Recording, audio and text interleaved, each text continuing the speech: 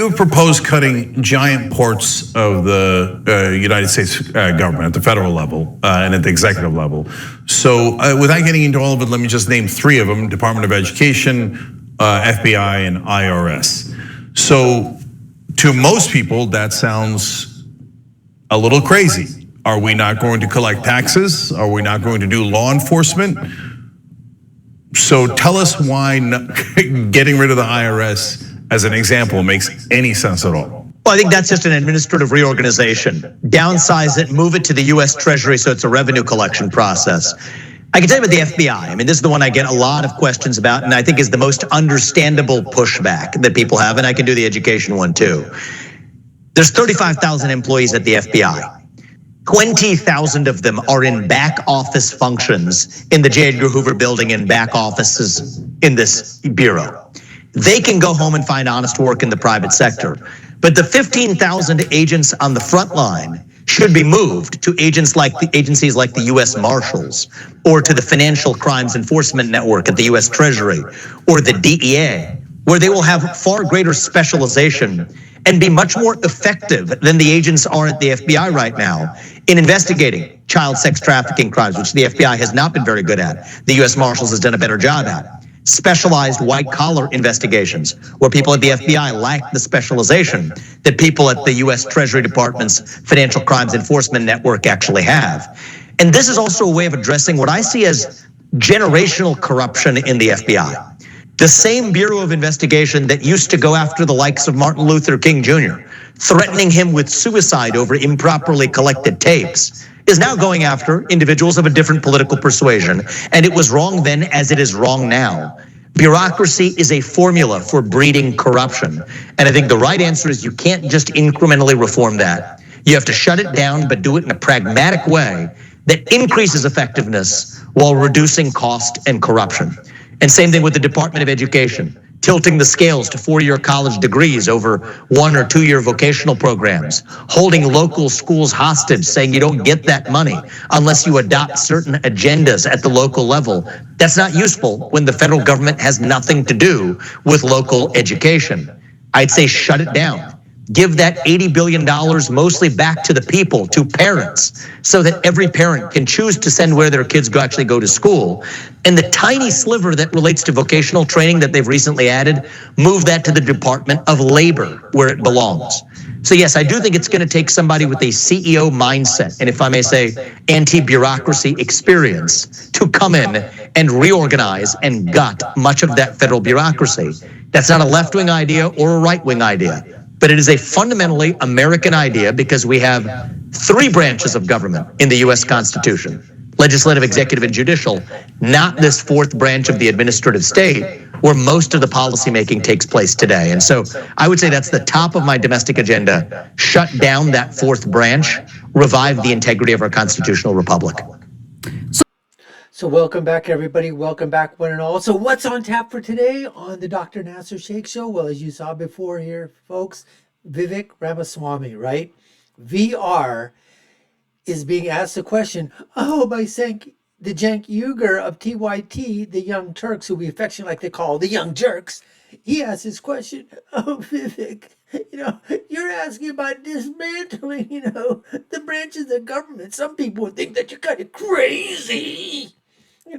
I'll just give you some things out here because, give me three. And what does Vivek do? He absolutely gives an absolutely brilliant response, folks. Brilliant. And, as we continue with this video, you're going to see that Cenk doesn't even come up with a follow-up question, because his answer was so brilliant as he talked about what he would do with the FBI, what he would do with the Department of Justice, what he would do with the IRS, what he would do for education. Brilliant. In less than 3 freaking minutes, folks. It took about a minute to answer each of those sections. And then you're going to see now that Ana is going to come up and ask a question, because Cenk, just take a look at this face up here, folks. He doesn't know what to do. He doesn't know what to say. He just got absolutely, crushed with that question. Because everything that Vivek said made some sense. Whether or not you're going to be able to implement it in the fourth state, so to speak, is a different story. As we find out that these people within, the federal government, they've got so many protections, they've got so many laws on their side, they have so many ways to keep their job, even when they're inept or corrupt or whatever. It's going to take, a massive amount of just the people coming together and basically saying we have to implement these other policies. We have to do something to get inept, corrupt people out of government, out of the federal state, out of the fourth estate. That's what we got to do. Anyways, let's continue with Ana. And as I said before, you've been watching the Dr. Nasser Sheikh Show. I'm your host, Dr. Nasser, the doctor of the democracy, the MD of the Republic. Let's continue on and see what Ana questions Ana has for VR. And let's see how he basically takes her out to the tool shed as well.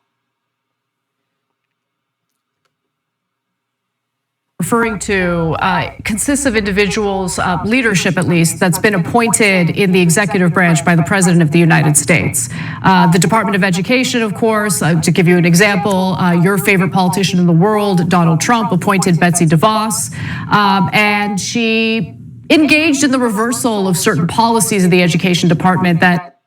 Did you see that? Cenk had that little smirk there because he thought that, oh, yeah, it's Betsy DeVos and Donald Trump. Oh, here we go back to Donald Trump. Who did he put inside there? It's all Trump's fault. He did the whole thing.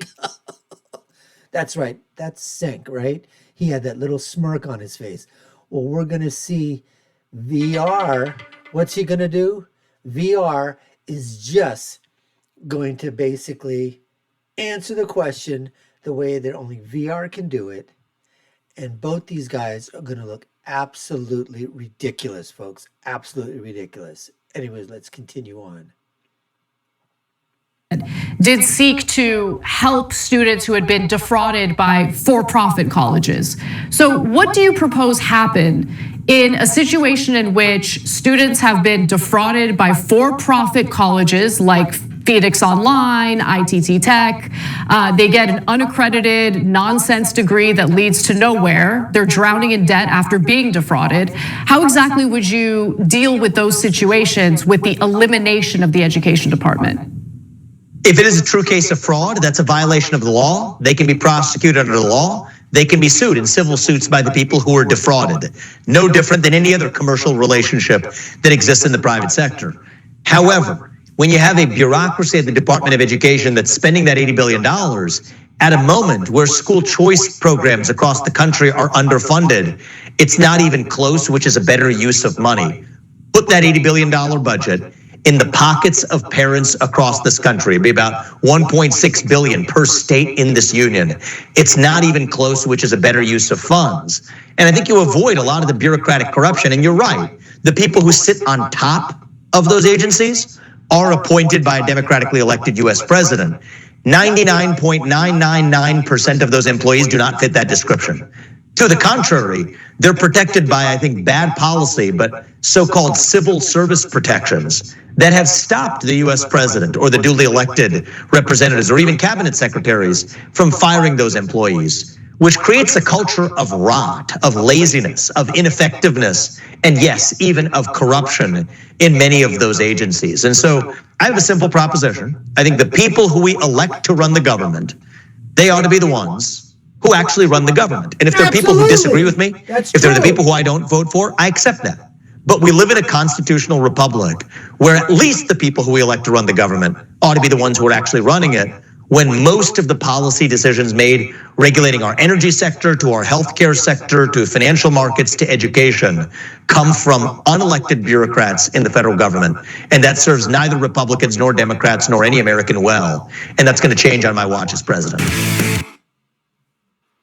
So as you see, once again, no follow-up questions, nothing there. You just move on to something else because they know that VR has answered that question once again, succinctly, brilliantly, to the point, and literally in just a couple of minutes. And how we basically said those civil service protection laws are out there. It is very hard to get rid of a federal civil servant, as I said before, for being inept, for being corrupt. Remember how hard it was for President Trump when he tried to basically, they did some stuff with the Veterans Administration, but you remember how hard that was to get some of the people at the top and the underlings, the undersecretaries, the people that are working the bureaucracies, to get them out? You know, you're facing lawsuits, you're facing union, all these things are coming into play. So it is going to be a huge step to try to, let's go, revamp or to modernize the bureaucracy to come into the 21st, 22nd century without the help of these bureaucrats that are doing nothing but, and it's not just the bureaucrats that are out there, folks. It's also what? The, the lobbyists. The lobbyists are coming inside there. I don't have a lobby. Do you have a lobby? We don't have a lobby.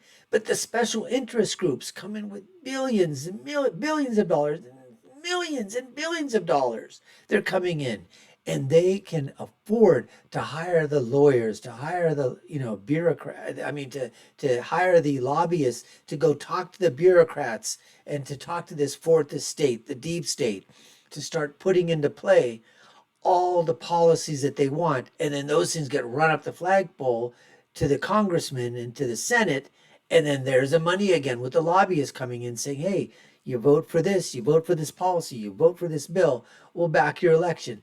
And that's that cycle, that full cycle that just continues on and on and on and on. And it hurts us, the American people, in flyover country, all right, what we call country class, but it certainly helps everybody in the country club class, the elites and those in the establishment. Anyways, folks, we appreciate you taking the time to watch. If you haven't done so already, subscribe to the channel. You're watching the Dr. Nasser Sheikh Show. I've been your guest host, Dr. Nasser, the doctor of the Republic, the MD here. And if you want to check out our other videos, check those links that are up above. I'll leave you with my final thought, which is, when you're right, you're right. And when you're left, you're wrong.